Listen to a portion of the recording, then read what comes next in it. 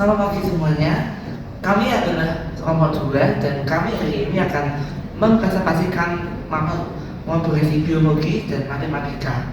Hari ini kita akan mempresentasikan tentang fungsi eksponen kompleks yang diterapkan pada virus. Tujuan laporan: 1. Menjelaskan sejarah munculnya virus COVID-19. 2. Menjelaskan bagaimana virus ini dapat menyebar.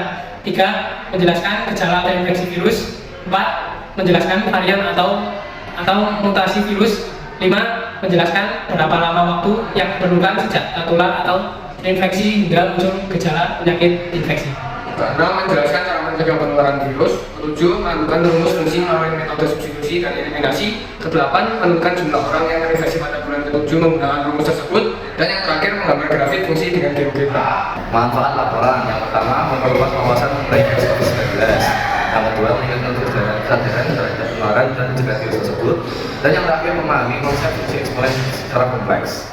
Coronavirus disease merupakan varian baru dari coronavirus yang diberi nama SARS-CoV-2.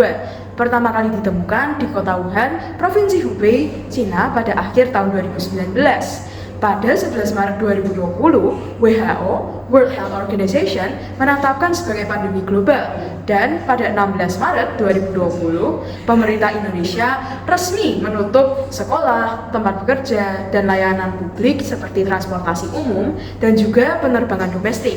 Dalam kurun waktu 30 hari, virus ini dapat menyebar dengan sangat cepat dari kota ke kota hingga akhirnya ke luar negeri. Gejala COVID-19 yang paling umum dialami oleh banyak orang adalah batuk kering yang terasa menggelitik di tenggorokan, kelelahan yang membuat tubuh terasa lemas dan lesu, demam yang menyebabkan suhu tubuh meningkat, kesulitan bernapas yang membuat napas terasa sesak, dan nyeri otot yang terasa pegal dan nyeri di seluruh tubuh. Beberapa orang mungkin mengalami gejala lain seperti sakit kepala, kehilangan indera penciuman, atau merasa hidung tersumbat, sakit tenggorokan, diare, muntah, dan ruam kulit. Yang pertama yaitu melalui droplet. Droplet merupakan suatu cairan atau sesuatu hal yang dari sistem pernafasan manusia yang dapat menyebar dan itu terdapat virus tubuh.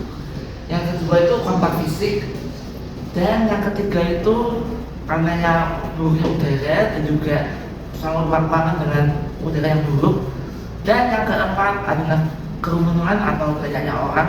Berikut adalah jenis virus COVID-19. Yang pertama ada alpha, yaitu hilangnya indera penciuman dan indera pengecapan. Yang kedua ada beta. Beta ini dapat merusak antibodi. Yang ketiga ada delta. Delta ini sangat bisa menyebar ke seluruh tubuh dengan sangat cepat dan menular ke orang lain. Yang keempat ada gamma, yaitu efek dari jenis varian ini dapat menembus suntikan vaksin yang ada di tubuh kita, jadi bisa membuat tubuh kita tetap tertular. 5 ada Omicron. Omicron ini memiliki gejala yang paling utama, yaitu hidung sangat tersumbat dan kelelahan yang sangat hebat.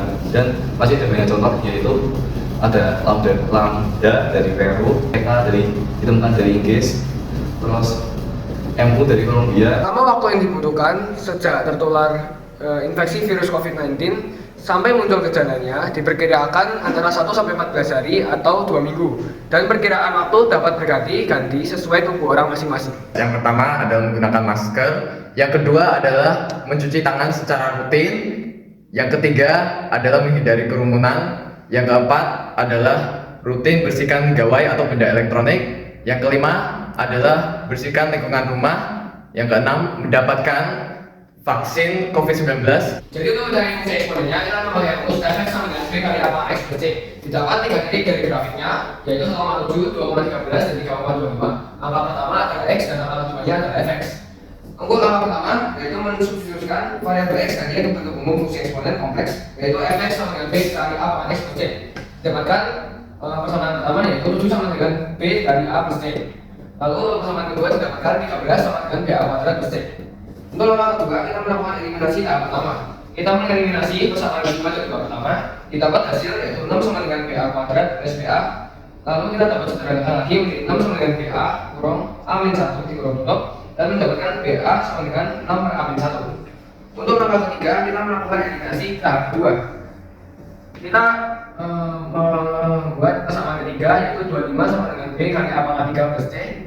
Lalu kita mengeliminasinya dengan persamaan pertama. didapatkan hasil yaitu 18 sama dengan B kali A pangkat 3 minus BA. Dapat disederhanakan lagi menjadi 18 sama dengan BA dikurung A kuadrat minus 1. Itu adalah persamaan kelima. Lalu tahap keempat yaitu mensubstitusikan hasil dari dua eliminasi. Kita mendapatkan 18 sama dengan BA dikurung A kuadrat minus 1 dikurung 10. Lalu kita memasukkan BA yang dapat dari sini ke sini. Jadi 18 sama dengan 6 kali A-1 dikali A-1 dikali A+1. A-1 dan A-1 kita dapat coret dan habis. Lalu kita berikan hasil yaitu 18 sama dengan 6 kali A+1.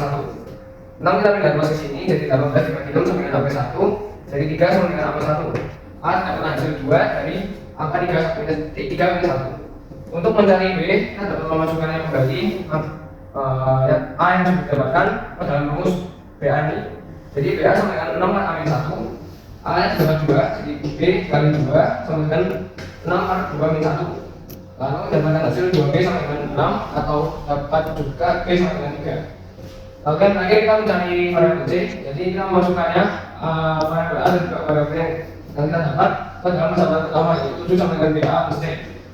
Dapatkan hasil 7 sama dengan 3 kali 2 plus C. 7 sama dengan 6 plus C jadi C nya sama dengan 1. Dari metode substitusi dan eliminasi yang kita lakukan, kita mendapatkan rumus yaitu fx sama dengan 3 kali 2 x plus 1. Untuk mencari jumlah orang yang terjangkit virus pada hari ke-7, kita menggunakan rumus fungsi yang sudah diketahui, yaitu F7 sama dengan 3 kali 2 pangkat 7 plus 1, 3 kali 128 plus 1, 384 plus 1, sehingga hasilnya adalah 385 jiwa.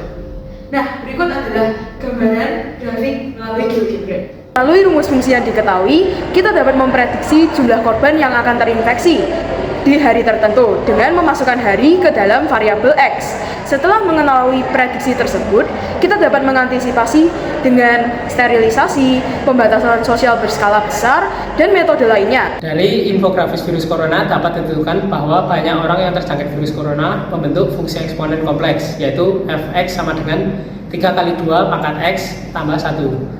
Serta pada hari ke-7, prediksi jumlah orang yang terjangkit virus corona adalah 385 jiwa. Sekian presentasi dari kelompok 2, terima kasih.